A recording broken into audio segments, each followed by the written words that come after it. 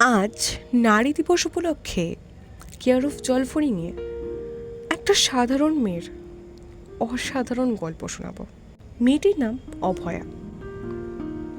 অভয়া মা কালীর অপর নাম।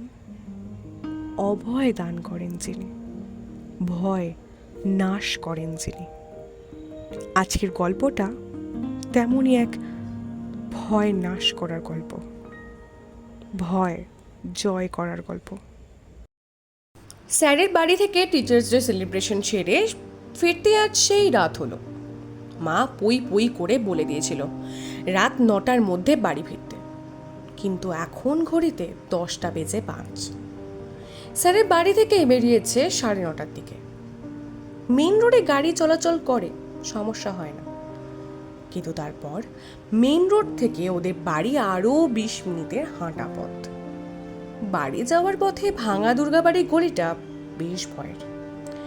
ওই রাস্তায় একে তো আলো নেই, আলো লাগালেও কদিন পর কারা যেন লাইটগুলো নষ্ট করে দিয়ে যায়। সবাই জানে রাস্তাটা খুব খারাপ, তাই সবাই পালপাড়ার চৌমাথা হয়ে ঘুরে যায়। অভয়া ঘড়ি দেখল, অলরেডি 10টা বেজে গিয়েছে। এতটা ঘুরে যাবে? মা মিনিটে মিনিটে ফোন করেই যাচ্ছে এদিকে। কিছু মুহূর্তে বিড়ম্বনা।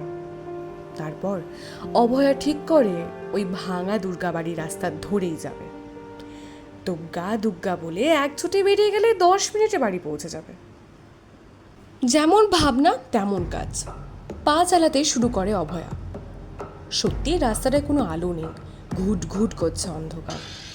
এই রাস্তাতেই ডান দিকে পুরনো একটা দুর্গাবাড়ি আছে। বহু আগে ঝড়ে বড় গাছ পড়ে মন্দিরটা ক্ষতিগ্রস্ত হয়েছিল, তারপর সেভাবেই রয়ে গিয়েছে।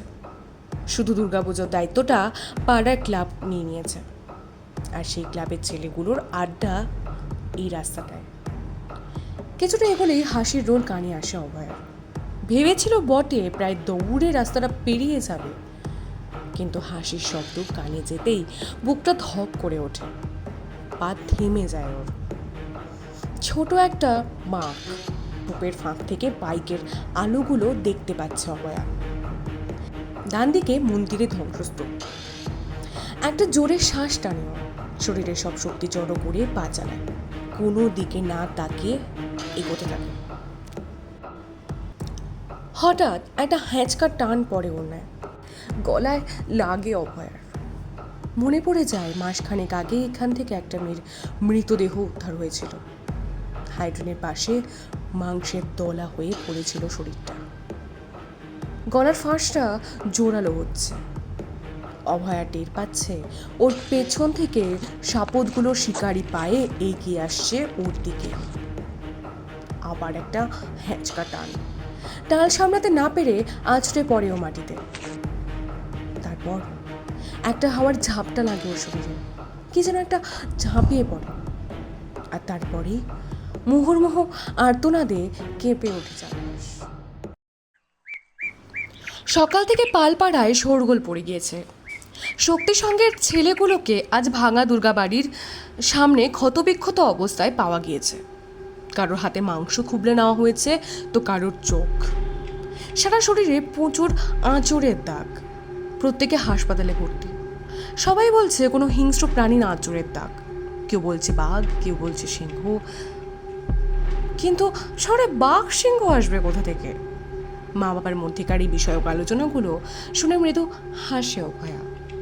নিজের ঘরে ফিরে যায়, ব্যাগ থেকে বের করে আনে ইস্পাতের একটা নখের মতন জিনিস। এবছরের জন্মদিনে ওর মামা এনে দিয়েছিল ওকে। ইতিহাসে এই অস্ত্র বাঘ নখ নামে পরিচিত। ধারালো ফলায় এখনও রক্তের শুকনো রেখা লেগে রয়েছে। সেভাবেই তুলে রাখে অভয়া আলমারিতে। ঘটনার পরের 2 সপ্তাহ কেটে গিয়েছে। পৌরসভা থেকে দুর্গাবাড়ির গলিটায় আবার আলোর ব্যবস্থা করে দিয়ে গেছে। এখনো পর্যন্ত সেই আলো অক্ষত আছে, তবে পালপাড়ায় একটা আতঙ্ক ছড়িয়েছে। তাই রাতে মানুষজন চেষ্টা করে তাড়াতাড়ি বাড়ি ফেরার, যদিও আর কেউ আক্রান্ত হয়নি। ঘড়ির কাঁটায় রাত 9টা। অভয়া আবার বাড়ি ফিরছে ওই গলি দিয়েই। ও এখন এই গলি ধরেই যাতায়াত করে। ও জানে কোনো ভয়ের কিচ্ছু নেই। দুর্গা মন্দিরের দিক থেকে একটা শীতল হাওয়া ছুঁয়ে যায় অভয়াকে। মুচকি হেসে হাঁটতে থাকে অভয়া।